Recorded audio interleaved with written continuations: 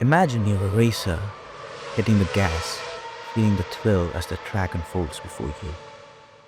Suddenly, you see a crash in the distance. You worry for a moment, but you know the race won't stop for anyone, so you push your focus back onto the road. Then, in an instant, you see a tire coming straight for you. And just like that, everything goes black.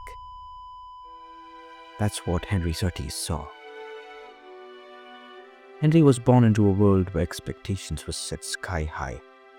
His father, John Surtees, was a motorsport icon, the only person to ever win world championships on both 2 and 4 wheels. John's name was synonymous with success. But for Henry, this wasn't just a blessing, it was a burden. Growing up under the shadow of a giant, Henry's every move was scrutinized. People didn't just see him as Henry Surtees, they saw John Surtees' son. And with that came a weight that many of us can never imagine. But Henry didn't shy away from the challenge. He knew what people thought, but he kept pushing.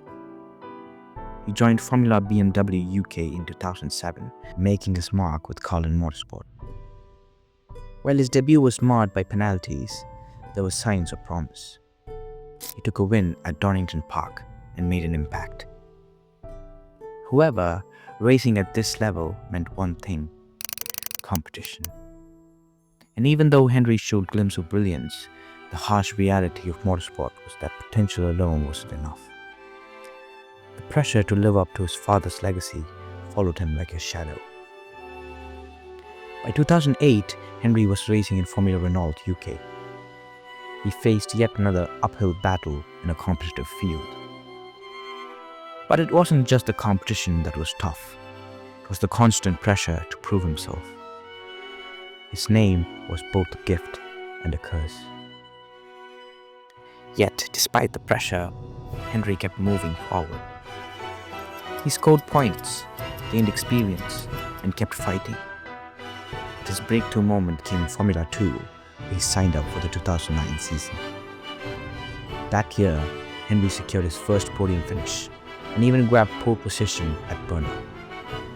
It was clear he was improving, finding his rhythm, and maybe on the verge of a breakout. But we'll never know how far he could have gone.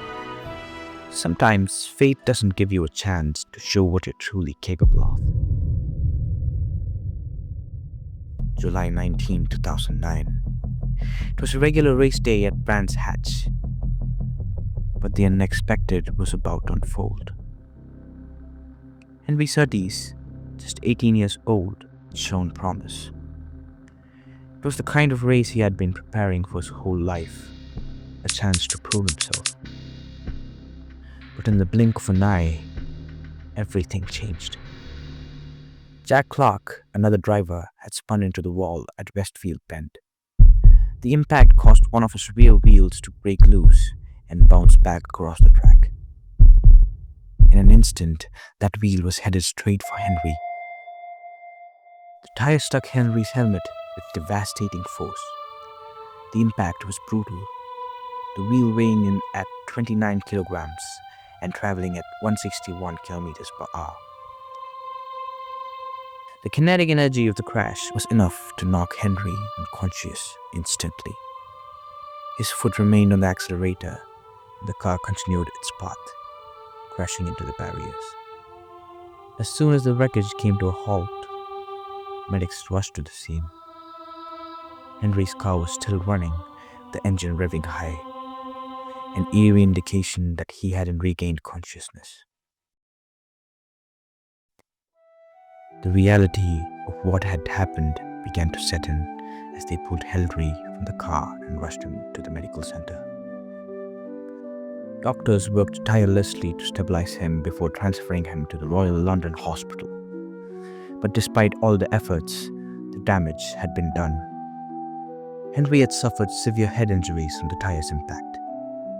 The impact was so severe that it caused irreparable brain damage, and he was later declared brain dead the same day. At just 18, Henry Surtees was taken from the world far too soon. As Henry's car hit the barrier that day, his foot still pressed the accelerator, his engine still revving, even as his body lay still. His spirit, if only for a moment, stayed in that race. And as the gates of heaven opened, you could almost hear it, his engine roaring on, long after the race had finished, long after he was gone.